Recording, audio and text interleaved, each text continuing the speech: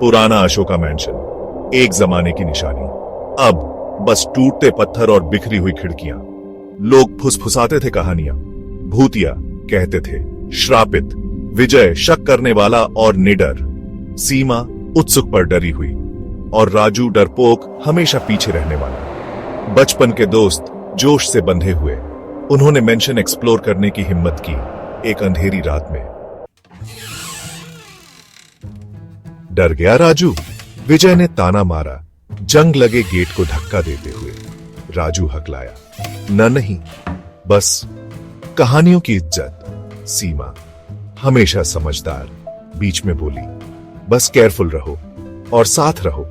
उन्होंने एक पैक्ट बनाया, मेंशन के राज खोलने का या अपनी जान बचाकर भागने का। उन्हें क्या पता था, कुछ वादे तोड़ना ही बेहतर होता है। अंदर जाते ही हवा भारी हो गई। एक रोता हुआ विलो, जिसकी शाखाएं अनदेखे गम से भारी थीं, आंगन में छाया हुआ था। इसकी पत्तियां सरसराती, हवा में राज फुसफुसाती। सुना क्या? राजू फुसफुसाया सीमा का हाथ पकड़कर। विजय ने इसे टाल दिया, बस हवा है, डरपोक। लेकिन सीमा ने भी महसूस किया, एक मौजूदगी देख रही है, इंतजार कर रही है। अंदर हर जगह मकड़ी के जाले लगे थे। यह जगह जैसे समय के जाल में फंसी हुई थी। हर कोने में एक कहानी छुपी हुई थी। मकड़ी के जाले जो कभी किसी की मेहनत का परिणाम थे, अब केवल एक भूतिया एहसास दिलाते थे। धूल से भरे पोर्ट्रेट्स दीवारों पर लगे थे। उनकी आंखें घुसपैठियों का पीछा करती हुई प्रतीत हो रही थी। ये चित्र जैसे किसी पुराने समय की गवाही दे रहे थे, जब यह घर जीवन से भरा हुआ था। अब ये केवल एक डरावनी यादगार बनकर रह गए थे। हर चरमराती फर्श की आवाज से उनकी रीढ़ में सिहरन दौड़ जाती थी। ये आवाजें जैसे किसी अदृश्य शक्ति की उपस्थिति का संकेत दे रही थीं। हर कदम के साथ वे और भी अधिक सतर्क हो जाते थे, जैसे कि कोई उन्हें देख रहा हो। अचानक हवा के एक झोंके ने एक दरवाजा बंद कर दिया। यह आवाज इतनी तेज थी कि उनके दिल की धड़कनें तेज हो गईं। यह जैसे किसी अदृश्य शक्ति का संकेत था, जो उन्हें इस जगह से बाहर निकलना चाहती थी। राजू उछल पड़ा, उसकी आंखें दहशत से फैली हुई थीं। वह समझ नहीं पा रहा था कि यह सब क्या हो रहा है। उसकी हर हरकत में डर साफ झलक रहा था, जैसे कि वह किसी भूतिया कहानी का हिस्सा बन गया हो। बस हवा है, विजय ने दोहराया।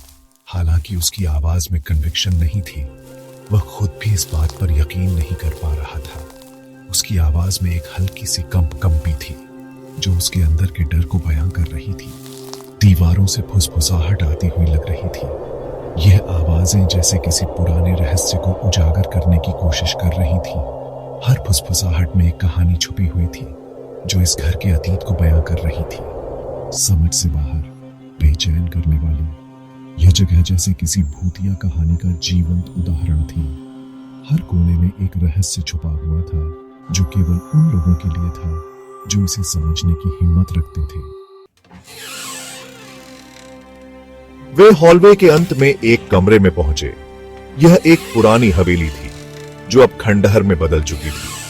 हर कोने में अजीब सी खामोशी थी, जैसे कोई छुप कर देख रहा हो। बीच में एक भव्य पियानो रखा था, जिसकी आइवरी कीज उम्र के साथ पीली पड़ गई थी। पियानो पर धूल की मोटी परत जमी हुई थी, लेकिन फिर भी वह किसी अदृश्य शक्ति से चमक रहा था। जैसे ही वे पास आए, एक मधुर धुन बजने लगी। उदास, भूतिया। यह धुन मानो किसी की कहानी कह रही हो, एक ऐसी कहानी जो समय के साथ खो गई हो। सीमा की रीढ़ में ठंडक दौड़ गई। उसकी आंखें चौड़ी हो गईं और उसने अपने चारों ओर देखा, लेकिन वहां कोई नहीं था। यह धुन उसे कहीं दूर ले जा रही थी, एक ऐसी जगह जहां केवल अंधेरा और उदासी थी। संगीत किसी गहरे दुख, खोई हुई किसी चीज की लालसा के साथ गूंजता हुआ प्रतीत हो रहा था।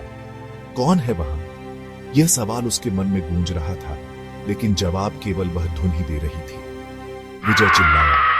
उसकी आवाज सन्नाटे में गूंज रही थी। उसकी आवाज में डर और बेचैनी थी, जैसे वह किसी अदृश्य शक्ति से लड़ रहा हो। केवल शोकाकुल धुन ने जवाब दिया। यह धुन मानो किसी खोए हुए आत्मा की पुकार थी, जो इस दुनिया में अपनी जगह ढूंढ रही थी। हवेली की दीवारें इस धुन के साथ गूंज रही थीं और हर कोने में एक अजीब सी उदासी फैल गई थी। एक छिपा हुआ दरवाजा एक टेपेस्ट्री के पीछे छुपा हुआ। यह दरवाजा सदियों से किसी की नजरों से बचा हुआ था।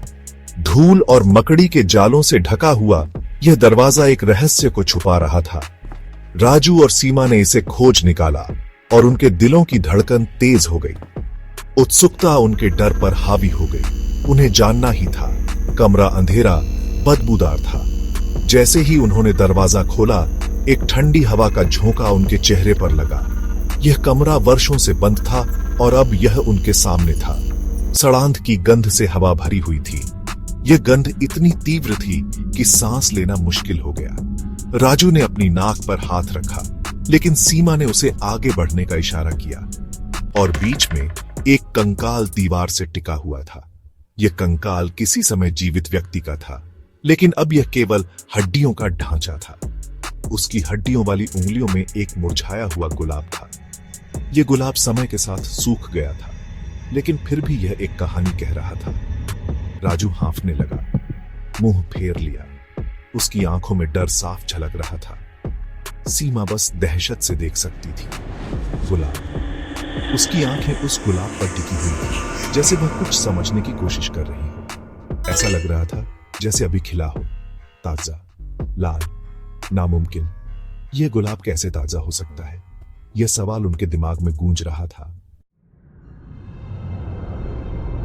अचानक कमरा एक अंधी रोशनी से भर गया। उनके सामने एक आकृति प्रकट हुई। एक महिला, खूबसूरत, उदास। उसकी सफेद पोशाक उसके चारों ओर लहरा रही थी, मानो किसी अनदेखी हवा में फंस गई हो। वह बोली। उसकी आवाज एक शोकाकुल फुसफुसाहट थी। उसने प्यार, विश्वासघात और एक टूटे हुए दिल की कहानी सुनाई। मेंशन के दुखद अतीत की कहानी। दोस्तों ने सुना, मोहित और भयभीत। भूत का दुख स्पष्ट था, हवा में एक ठोस भार। महिला की आत्मा मेंशन से बंधी हुई थी। उसे शांति नहीं मिल रही थी। गुलाब, उसके एकतरफा प्यार का प्रतीक, उसे बंदी बनाए हुए था। सीमा, जिसका दिल दया से भर गया था, जानती थी कि उसे क्या करना है। उसने कंकाल की पकड़ से गुलाब लिया और उसे धीरे से पियानो पर रख दिया। जैसे ही उसने ऐसा किया, धुन बदल गई। अब शोकाकुल नहीं, बल्कि आशावान। महिला मुस्कुराई, एक दीप्तिमान, अश्रुपूर्ण मुस्कान। वह आजाद थी। रोशनी फीकी पड़ गई। भूत चला गया था। केवल गुलाब की हल्की सी खुशबू रह गई थी। दोस्तों ने मेंशन छोड़ दिया, अपने अनुभव से बदल गए। पुराना अशोका मेंशन अभी भी खड़ा है, शहर को देखता हुआ एक मूक प्रहरी। लेकिन फुसफुसाहट बंद हो गई है, श्राप हट गया है और रोता हुआ विलो अब वह नहीं रोता, बल्कि हवा में धीरे से झूमता है। एक ऐसे प्यार का प्रमाण जो मौत से भी आगे निकल गया।